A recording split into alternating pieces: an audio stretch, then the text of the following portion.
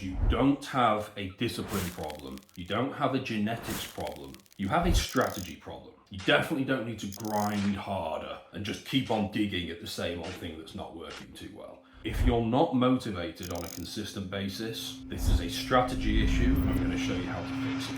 So I'm in Cyprus at the moment on more of a kind of working trip, visiting friends. I've also been doing some client work, client calls, and some of you guys are struggling to get out of bed in the morning. Can't even get out of bed. And then even worse with some people, and this is how you know there's a problem. You're tired in the mornings. A little tired this morning, sir. But wired when it's in the evenings, but at night when it's time to go to sleep. Do you feel that energy?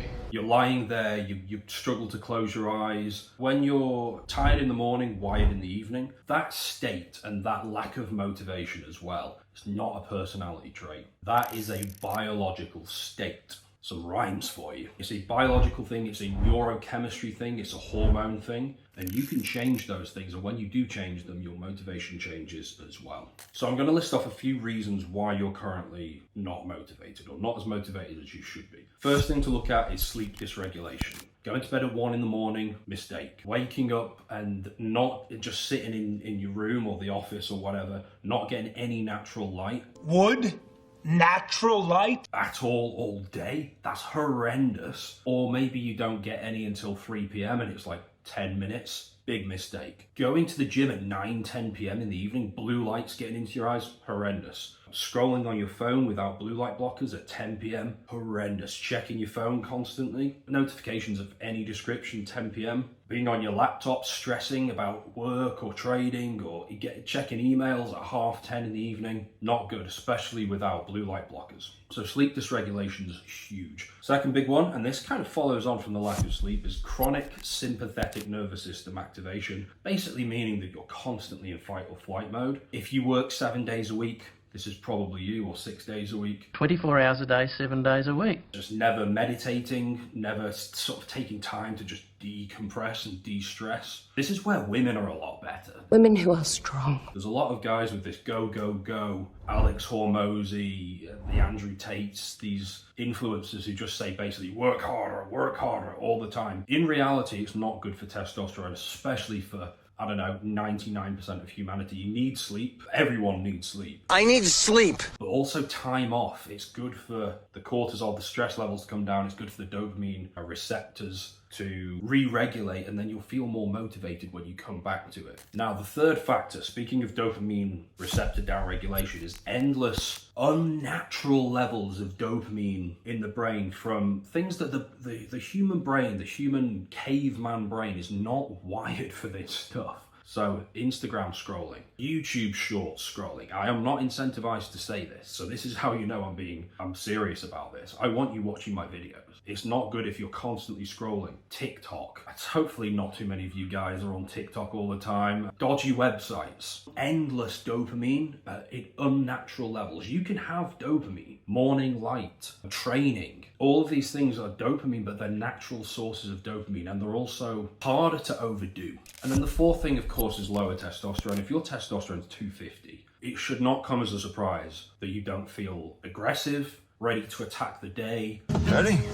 I'm so ready. Ready to get out of bed and excited to get going. Of course you're not if your testosterone is 250. It's probably low testosterone from stress. If your testosterone is more like 700 or 800, yes, that is much more likely to happen, especially if your dopamine receptors aren't completely fried. His testosterone level rises. What do you do about this? How do you start feeling more motivated? The most powerful thing you can possibly do to make yourself feel more motivated going forward, day in, day out, is the 7-day dopamine detox. You can do it in 3 days, but I think 7 is going to be more of a long-term reset. When I say dopamine detox, not all dopamine is created equal. Some of it is actually really, really good. So keep doing it. So things like simply getting out in nature gives you dopamine. Going for walks, getting some sunlight gives you dopamine. Training hard is a serious dopamine release. Like, keep doing that, but it's natural. and you're not going to overdo it either. Getting physical with your partner, same thing. It's natural dopamine. A little bit of caffeine is okay as long as you don't overdo it. Like 1 coffee in the morning is fine. Don't worry about it. Later in the day, decaf.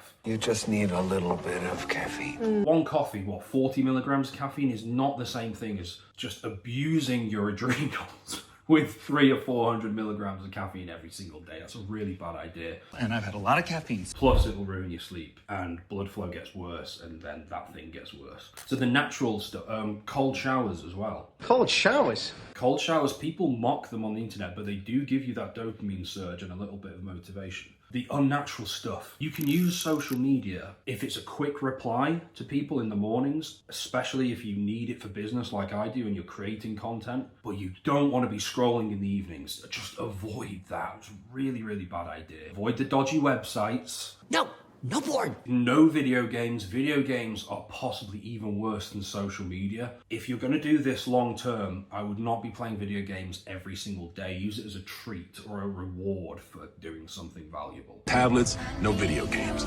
Ultra palatable, addictive foods. Stay away from that. Your caveman brain is not wired for these foods. Real food is not addictive. If you're having these crisps or chips or chocolate, that stuff is properly addictive. None of this stuff is going to work long term. You can do a 7-day dopamine detox and you'll be great for like maybe 3 or 4 days or 5 days or a week or 2 afterwards. But if your circadian rhythm is still fried and you're getting 6 hours of sleep, the benefits you do from this detox are going to be very, very temporary. You're basically wasting your time. You're wasting your time. So the detox stuff is the exciting, cool information here, but you've got to fix your circadian rhythm. If you're going to bed at 1 in the morning, you're like, you've got to fix that, especially when sunset was 8 hours ago. If you're getting up and you're not getting any natural light, this needs fixing. We need to fix this. Your dopamine receptors are never going to be healthy if that's happening because you're just not getting enough sleep. Also, you need time off. Some of you guys have great work ethics, you're super consistent, and this is a trap I personally have fallen into. I'm very robotically consistent, which is great in some respects, but it's a weakness in other regards. When you are robotically consistent, you're in the gym 6 days a week, and you're never having time off. You need time off to recover. I'm at my most motivated after I've had 3 days off of work, or 2 days off. Look, you need some time off. When you're doing the same thing every single day, you're not going to be as motivated. So yeah, think of the dopamine detox as the ultimate hard reset to give you a strong foundation to build off from.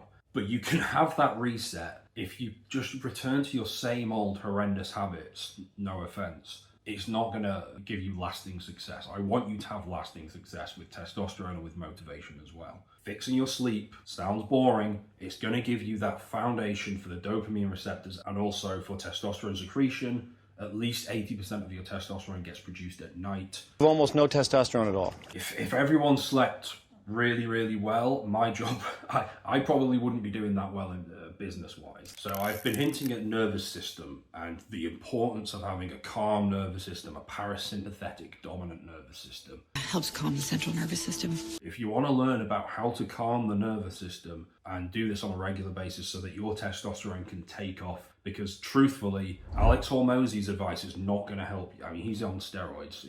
His advice is not going to help you as a natural for testosterone. The Andrew Tate stuff has its merits, and it's to be done 5 days a week instead of 7 days a week. These guys are pushing the fight or flight stuff all the time. You need to calm the nervous system if you actually want to improve your testosterone. But I have a video where I talk more about this, where you can go into more detail and learn how to do this if you are interested, which you should be. Check out that video and I'll see you in that one.